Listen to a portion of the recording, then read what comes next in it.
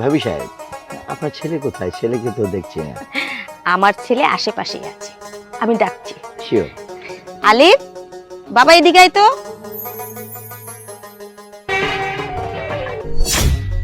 এই যে আমার ছেলে চলে আসছে। কি আশ্চর্য, আপনি আমাদের বাড়ির কাজের লোককে কেন রাখলেন? বাবা, তুমি কি শুরু করেছো কি? এই ছেলের সাথে তুমি আমার বিয়ে দিবে? সামান্য বাড়ির চাকর? আরে পাগল হবে না, বাবার তো বয়স হয়েছে, এর জন্যই তো। কার সাথে বিয়ে ঠিক করবে না করবে সেটা তো বুঝতে পারছে না। লাস্ট মুহূর্তে কি আমাদের বাড়ির কাজের লোকের সাথে, একটা কামলার সাথে তোমার বিয়ে ঠিক করেছে। আর লাস্ট মুহূর্তে আমার বিয়ে কার সাথে ঠিক করবে জানো? একটা রিকশাওয়ালার সাথে। তুই ঠিকই বলেছিস। বাবার না আসলে মাথার তার ছিঁড়ে গেছে। বাবা যদি পাগলই নাই হবে, এই কামলার সাথে মেয়ের বিয়ে ঠিক করে কিভাবে?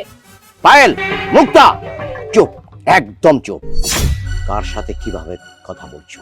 এই ছেলের সম্বন্ধে তোমাদের ধারণা আছে? ধারণা কেন থাকবে না? ধারণা তো অবশ্যই আছে। ও তো আমাদের বাড়ির কাজের লোক। আলাদা করে এবার কিসের ধারণার কথা বলছো তুমি? আপনাদের ছোট্ট একটা মিস্টেক হচ্ছে।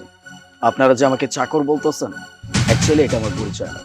আমি যদি আমার পরিচয়টা দেই, সেটা কিন্তু আপনারা মেনে নিতে পারবেন না। যাই হোক, আপনাদের সাথে আমি কোনো কথা বাড়াইতে চাচ্ছি না। মা, চলো। তুমি যেই বিয়েটা ঠিক করছো সেই বিয়েটা আমি করতে পারছি না। কেন রে বাবা? মেয়েটা তো দেখতে খুবই সুন্দর, ভালো কলেজে লেখাপড়া করে, স্মার্ট। তাহলে অসুবিধা কোথায়? অসুবিধা কোথায় নাই সেটা আমাকে জিজ্ঞেস করো। শুনতে চাও?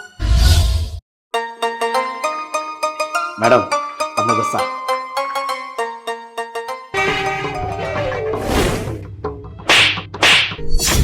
ছোট লোকের বাচ্চা, তোর এত বড় সাহস! এই নোংরা হাত দিয়ে তুই এভাবে আমাদেরকে চা দিচ্ছিস? তাই বাসায় কি ট্রেনিং ট্রেতে করে দিতে পারলি না? সারা দিন কত নোংরা জায়গায় কত কাজকর্ম করে, ট্রেতে চা না দিয়ে ওইভাবে চা দিচ্ছে। এই চা যদি আমরা খাই, আমাদের তো নানান ধরনের রোগ হতে পারে, কারণ এখানে জার্মস আছে তো নাকি? এগুলো পাগল ছাগলকে কেন বাবা বাসায় কাজে রাখে আমি বুঝি না। আপু, তুমি যে কি বলো না? আর ওকে ড্রেস আপ দেখো না, ও তো একটা কামলা, দেখা যায় কামলার মতো। ও আর কি পরিবেশ বুঝবে? ও কি বুঝে যে কোথায় কোন পরিবেশে কি দিতে হয়? জীবনে তো স্কুলের বারান্দায়ও যাসনি, দেখেই তো বোঝা যাচ্ছে খ্যাত টাইপের একটা ছেলে।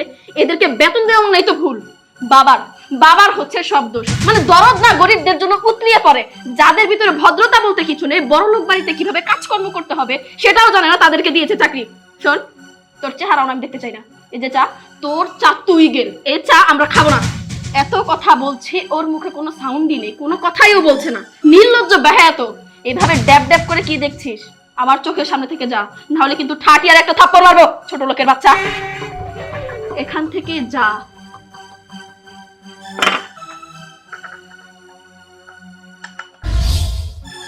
এখন তুমি বলো, আমার কি করা উচিত?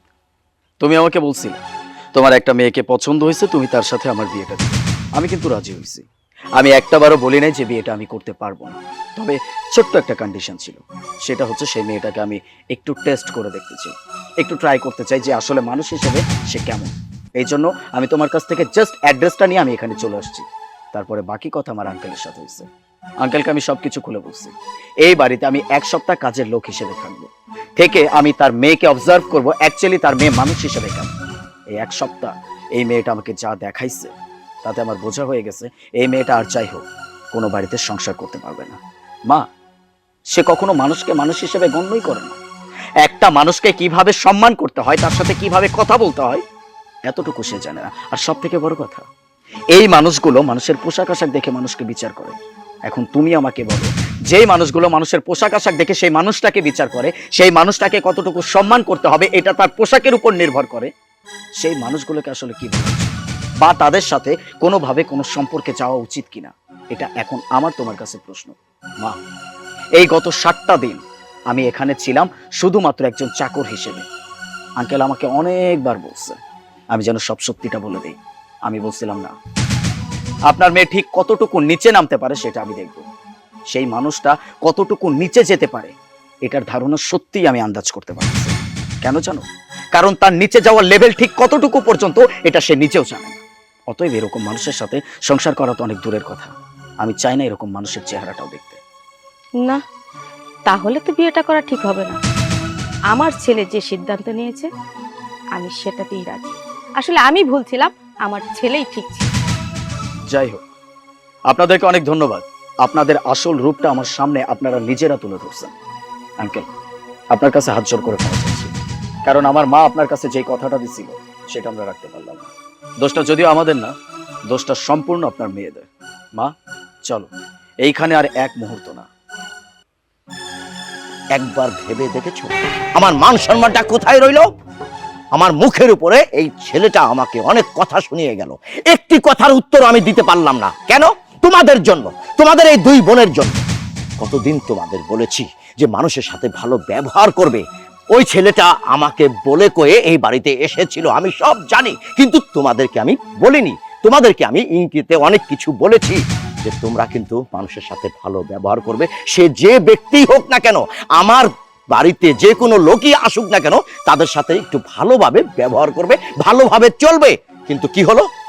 দিন শেষে তোমরা যেমন ছিলে তেমনই আছো। আসলে ভুলটা আমার। ছোটবেলা থেকে তোমাদেরকে আমি সোনার চামিচ মুখে দিয়েছি, সেই জন্য তোমরা এমন হয়েছো। আসলে তোমাদেরকে আমি শিক্ষিত করেছি ঠিকই, কিন্তু সুশিক্ষায় শিক্ষিত করতে আমি পারিনি। আমি ব্যর্থ, আমি ব্যর্থ।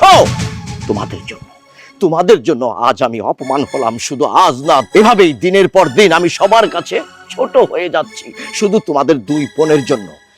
নাও, এখন তোমাদের বিয়ের সিদ্ধান্ত তোমরা নেবে। ভবিষ্যতে আর তোমাদের বিয়ে নিয়ে আমি আর কখনো চিন্তা করব না। এটা আমার ডিসিশন, ফাইনাল।